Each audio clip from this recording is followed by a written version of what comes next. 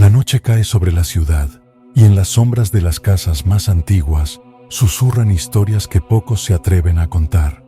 No importa dónde te encuentres, en cada rincón del mundo existe una leyenda que se repite entre murmullos. El duende, un ser diminuto, de mirada maliciosa, que se oculta entre las paredes y juega con la percepción de aquellos que se atreven a involucrarse. Dicen que el duende solo existe si creen en él. Pero ¿qué pasaría si ese simple acto de creer fuera suficiente para abrirle una puerta? Si, con solo decir las palabras correctas, lo dejaras entrar a tu casa. Esta es la historia de dos hermanos que pensaron que todo era un simple juego, una inocente distracción para una tarde aburrida. Pero no sabían que había alguien escuchando, alguien que no pertenece a nuestro mundo, pero aparece si lo invocas. Porque después de esta historia, tal vez comienzas a notar que las cosas en tu casa no están donde las dejaste, que pequeños ruidos resuenan en la noche y que, en los rincones oscuros, hay algo o alguien observándote en silencio. Bienvenidos a Puertas al Más Allá, donde la realidad se cruza con lo paranormal. Esta historia se llamará Los niños que invocaron al duende, basada en hechos reales. Mi nombre es Camila y el de mi hermano, Nicolás. Vivimos con nuestros padres en una ciudad remota de Colombia. Hoy queremos compartir con ustedes una historia que nos ocurrió hace aproximadamente 20 años. Fue una experiencia inquietante y escalofriante que quedó grabada en nuestra memoria. En esta oportunidad la compartiremos con ustedes. Todos los días regresábamos a casa caminando después del colegio. Nuestra rutina en casa era sencilla, pero siempre cargada de esos pequeños detalles que hacían todo especial. Al llegar, nos sentábamos a almorzar, luego hacíamos nuestras tareas del colegio, con la paciencia que solo los niños tienen para cumplir con los deberes. Nuestros padres trabajaban, así que siempre estábamos solos en casa. Ellos se encargaban de prepararnos el almuerzo y dejarnos todo listo para cuando llegáramos. Nos pedían que organizáramos la casa, laváramos los platos y que no olvidáramos hacer las tareas. Después podíamos jugar, y esa era la parte más divertida de nuestro día a día. En esa época no teníamos celulares ni televisión por cable, así que nos entreteníamos con lo que teníamos a la mano. Los juegos de jardín, las manualidades, o simplemente usando nuestra imaginación para crear aventuras en los rincones de la casa. Aunque en ocasiones discutíamos, éramos muy cercanos, siempre juntos, compartiendo risas y aventuras. Teníamos algo peculiar en común, un interés por el terror. Las pocas películas que teníamos en VHS eran de miedo, y las veíamos una y otra vez, disfrutando del suspenso y los escalofríos que nos daban. Durante las vacaciones del colegio, solíamos visitar a nuestros abuelos en el campo. Esa época era especial para nosotros, no solo porque estábamos con ellos, sino porque las noches en la casa de los abuelos eran mágicas. Por las noches, después de la cena, nos reuníamos alrededor del fogón, donde mi abuela cocinaba y mis tíos junto con mi abuelo comenzaban a contar historias.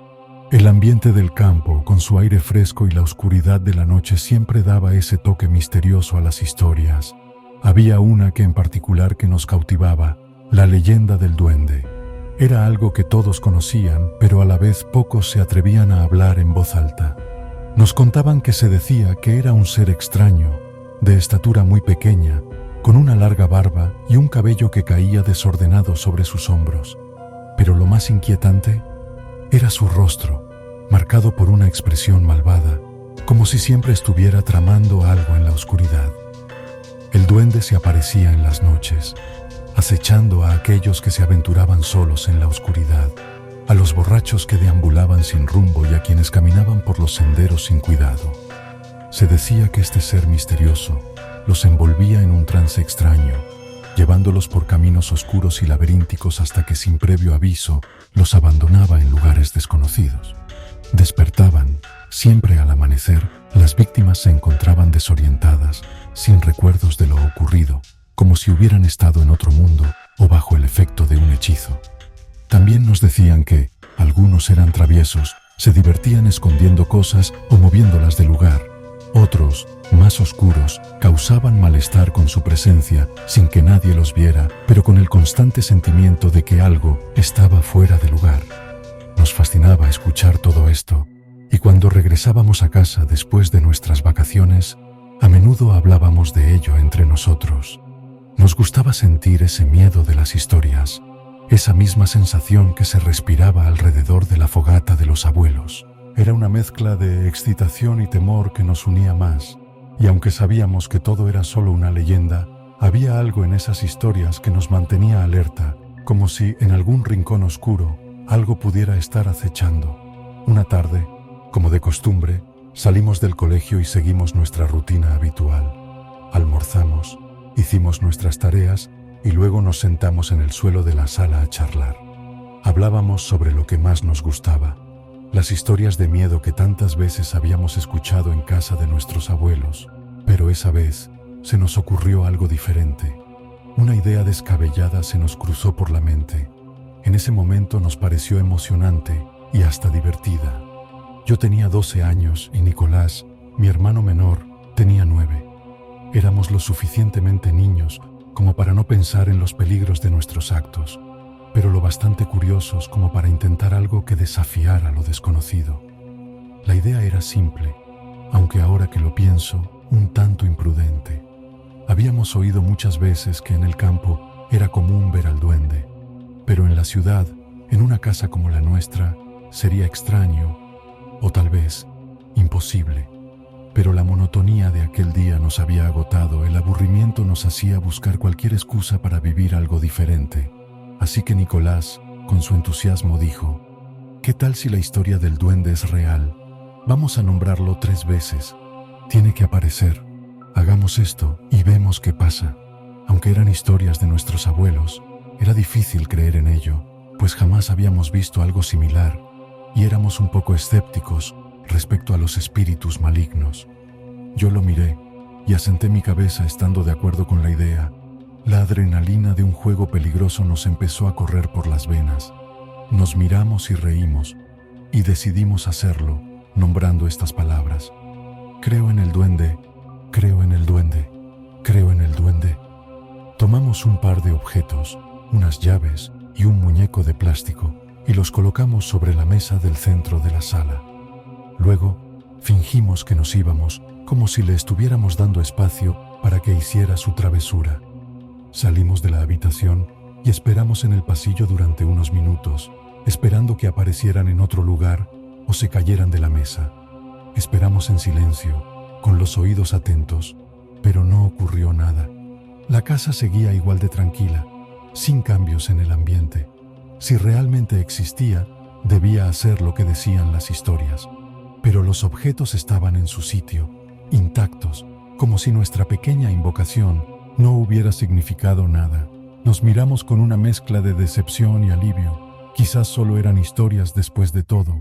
Decidimos intentarlo al otro día, otra vez, para ver qué pasaba.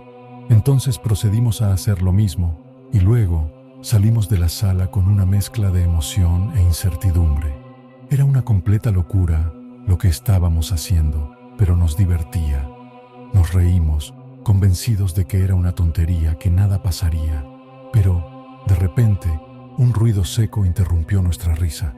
Sonó como si algo hubiera caído. Un escalofrío recorrió mi espalda. Nicolás, más valiente que yo, se acercó lentamente y reconoció al muñeco. Lo observó en silencio y luego con una voz temblorosa susurró: «Esto no fue un accidente, alguien lo tiró». En ese momento, sentimos un leve susurro en la habitación, un sonido apenas perceptible pero que nos heló la sangre. No nos quedamos a averiguar más. Salimos corriendo de la sala y nos encerramos en nuestra habitación, esperando con ansias a que regresaran nuestros padres. Intentamos contarles a nuestros padres lo que había sucedido, pero temíamos que nos regañaran. Al principio dudamos, pero finalmente les contamos todo. Sin embargo, su reacción fue incierta. No nos tomaron en serio y solo nos dijeron que hiciéramos otra cosa mientras ellos regresaban. Al día siguiente, Nicolás me dijo: «¿Te das cuenta? Funcionó. Lo trajimos a casa». «Cálmate», respondí. «Es peligroso, no lo volveremos a hacer». Pero Nicolás insistía en seguir con el juego después de todo que nos iba a pasar. No entendía por qué, pero la idea de seguir con aquel extraño experimento nos resultaba fascinante. Tal vez porque lo prohibido siempre resulta más tentador, o porque, en nuestra inocencia, aún no comprendíamos los peligros de lo desconocido. Decidimos repetir la prueba. Como la vez anterior, colocamos las llaves y el muñeco sobre la mesa y salimos de la sala, quedándonos escondidos en el pasillo. Nos quedamos en silencio. Los primeros minutos fueron tranquilos, tanto que empezamos a creer que todo había sido producto de nuestra imaginación. Pero entonces, el sonido de pasos cortos recorriendo la sala nos paralizó. No eran los pasos pesados de nuestros padres, ni los de una persona. De pronto, un golpe seco retumbó en la sala. Algo había sido lanzado. «¡Madre Santa!», grité. El terror se apoderó de nosotros y salimos corriendo a nuestra habitación. Cerramos la puerta con desesperación y nos quedamos acurrucados en un rincón, esperando a que nuestros padres regresaran. Cuando por fin regresaron, los llevamos corriendo a la sala, seguros de que esta vez sí nos creerían. Pero al entrar, todo parecía estar en su lugar. No había señales de lo que habíamos escuchado. Nuestros padres nos miraron con asombro y nos preguntaron: «¿Qué hicieron ahora? ¿Por qué están tan asustados?». Les contamos todo, con la esperanza de que comprendieran lo que estaba ocurriendo. Pero en lugar de mostrarse preocupados, se molestaron. «Dejen de jugar con eso», nos regañaron. «¿Acaso se han vuelto locos?». Aunque no nos creyeron del todo, nos ordenaron que no volviéramos a jugar a eso. Hasta que finalmente decidimos no intentarlo nunca más. Lo que comenzó como un simple juego terminó convirtiéndose en una película de terror. A la noche siguiente, Nicolás comenzó a tener pesadillas. Se movía inquieto en su cama y de repente se despertaba sobresaltado, empapado en sudor. Dormíamos en la misma habitación, aunque en camas separadas. Yo, asustada, le preguntaba qué veía, pero él, con el rostro pálido y los ojos llenos de miedo, despertaba gritando: «Ahí está, me quiere llevar». Nuestros padres, preocupados por sus gritos nocturnos, decidieron que durmiera conmigo. Pensaban que tal vez su miedo se debía a alguna pesadilla infantil y que estando a mi lado se sentiría más seguro. Al otro día le pregunté qué le pasaba y decía que soñaba con un ser persiguiéndolo por toda la casa y cuando lo lograba capturar se lo llevaba a un lugar oscuro y vacío. Pero la tercera noche pasó lo inimaginable. Pasada la medianoche, Nicolás se levantó de su cama. Caminaba lento, con pasos pesados y su mirada perdida, como si estuviera en un trance. En su mano sostenía su peluche favorito, el mismo que nunca soltaba. Supuse que había ido al baño como siempre y volvería, pero como el sueño me vencía me había dormido. A la mañana siguiente, abrí los ojos y no miré a Nicolás, no estaba. Asustada me levanté a buscarlo y nada. Corrí a ver a mis padres para que me ayudaran a buscarlo. «Nicolás», llamaba mi mamá. Registramos cada rincón de la casa, salimos al jardín, revisamos la calle, preguntamos a los vecinos. Pero Nicolás no apareció. La desesperación se apoderó de nosotros. Mis padres llamaron a la policía y en pocas horas nuestra casa se llenó de agentes revisando cada espacio, interrogándonos, y nada. «Es mi culpa», repetía una y otra vez. «Todo esto es mi culpa». Mis padres no entendían por qué decía eso, pero en mi interior yo sabía que lo que habíamos hecho había traído algo a nuestra casa, algo que ahora se había llevado a mi hermano. Pasaron 3 días sin respuestas, sin ninguna pista, hasta que al regresar del colegio encontré algo que me heló la sangre. Sobre mi cama estaba el peluche de Nicolás. Lo tomé entre mis manos, con el corazón latiendo desbocado. Algo estaba fuera de lugar. Lo observé más de cerca y noté que su ropa tenía unas hojas del árbol del jardín y arena también. Mi mente comenzó a procesar todo rápidamente. Nicolás dijo que ese ser solo quería jugar, y los niños cuando juegan suelen dejar pistas. Corrí al jardín, siguiendo las hojas secas que coincidían con las del peluche. Busqué bajo el árbol del patio y allí, entre la tierra y las raíces, encontré algo más. Un dibujo hecho por Nicolás del baño. Él solía dibujar partes de la casa. Un escalofrío me recorrió la espalda. ¿Qué significaba eso? el por qué de estas pistas. Sin dudarlo, corrí de regreso a la casa y fui directo al baño. Revisé cada rincón, pero no encontré nada extraño. Estaba a punto de rendirme cuando noté algo que antes no había visto. La pequeña puerta de ventilación en la parte baja de la pared había algo. Me acerqué lentamente, con la respiración entrecortada. Mis manos temblaban al tocar el suelo, y fue entonces cuando encontré un carrito de Nicolás. Dentro había una pequeña llave. La reconocí al instante. Era la llave del cuarto de herramientas de papá, un lugar que nadie había revisado a fondo. Tomé la llave rápidamente, mi mente llena de preguntas y miedos, y corrí en busca de mi hermanito. Al entrar en el cuarto, busqué desesperadamente entre los objetos. Fue entonces cuando detrás de un par de cartones lo encontré. Nicolás estaba desmayado, inconsciente. El alivio y la felicidad de verlo me hicieron estallar en lágrimas. Grité a mis padres. Mi papá acudió rápidamente a mi llamado. Estaban en la sala de la casa con la policía y al ver a Nicolás, lo levantó con rapidez y lo llevó al hospital. Estaba débil e inconsciente, pero los médicos nos aseguraron que, a pesar de su estado, estaba bien y que se recuperaría. Cuando finalmente despertó, el alivio fue inmenso, pero también había una ansiedad creciente dentro de mí. No podía dejar de pensar en lo que había sucedido, en todo lo que habíamos vivido en esos días de angustia. Me acerqué a él, con el corazón acelerado, y le pregunté con voz temblada: ¿Qué pasó? ¿Dónde estuviste? Llevabas 3 días desaparecido. Nicolás me miró con los ojos cansados, su voz cortada, y empezó a hablar. Era el hombrecillo, dijo con dificultad, como si le costara recordar. Ese día que salí al baño, algo me atrajo hacia la sala donde jugábamos. Miré y vi a un pequeño ser, con el rostro retorcido, tal como lo describieron los abuelos. Tras escuchar sus palabras me heló la sangre. Aquel ser, al que temíamos tanto, se había llevado a mi hermano. Lo había envuelto en un trance, como si quisiera jugar con él, como si fuera parte de algún juego macabro. Pensé en lo que había ocurrido.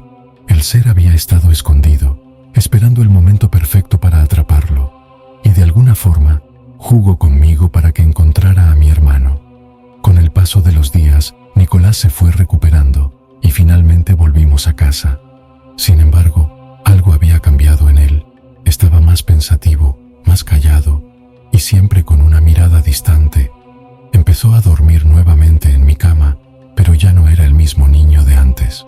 Ahora, en sus ojos, se podía ver una sombra de duda, como si cada pequeño ruido o movimiento lo pusiera atento. Lo miraba a veces, preguntándome si realmente todo lo que vivió había sido solo un mal sueño, pero sus ojos me decían lo contrario. Algo había ocurrido, algo que no podríamos olvidar, y aunque tratábamos de continuar con nuestras vidas, sabíamos que todo había cambiado para siempre. Pero una vez más este ser maldito llegó por él otra vez, y tal vez para llevárselo para siempre. Nicolás salió de la habitación a la misma hora de la primera vez, con pasos pesados y con el peluche en la mano.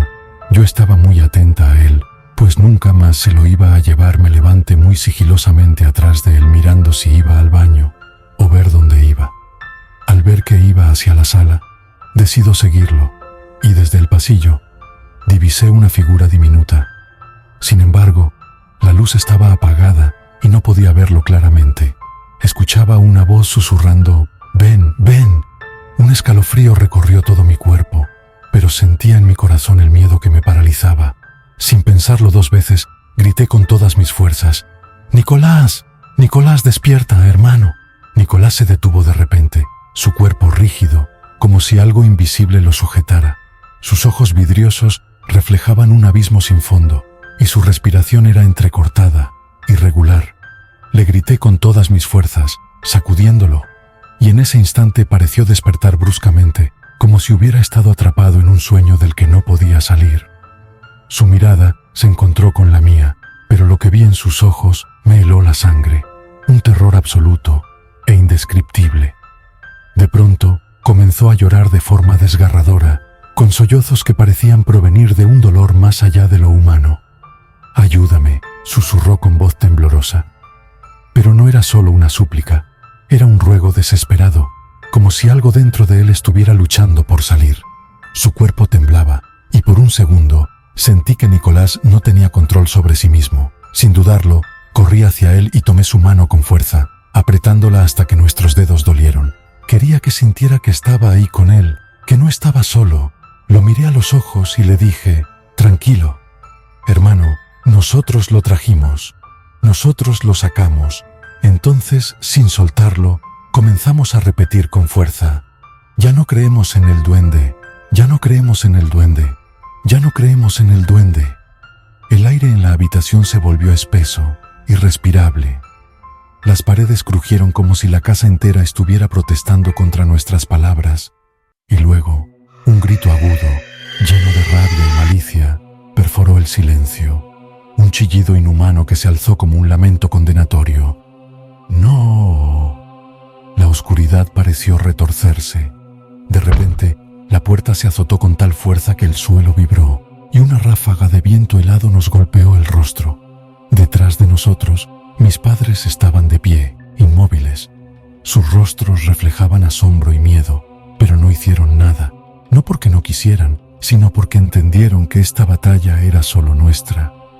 Nos observaron en silencio, viendo la unión y la valentía que nos mantenían firmes. Aún con las manos entrelazadas, el ser se había ido, para siempre. Nicolás y yo nos miramos, sin palabras. Sabíamos que habíamos cruzado un umbral prohibido, una puerta que jamás debimos abrir, pero lo habíamos hecho. Y aunque esa pesadilla había terminado, algo dentro de nosotros se quedó impregnado, como una sombra latente en el alma, un eco oscuro que nos recordaría para siempre que hay puertas que, una vez abiertas, jamás se cierran. Si te gustó esta historia y quieres seguir escuchando relatos que te harán dudar de lo real y lo paranormal, no olvides suscribirte a mi canal, compartir este video con quienes disfrutan del misterio y el suspenso, activa la campanita para saber sobre nuevos videos, dale manito arriba y déjame tu comentario de qué tema te gustaría escuchar y dime si has experimentado algo parecido. Además, si tienes una historia que contar, no dudes en enviarla al correo que aparece en pantalla. Aquí escuchamos a nuestros oyentes porque todos tenemos una historia que contar. Gracias por escuchar. A puertas del más allá donde lo real se cruza con lo paranormal. Hasta la próxima.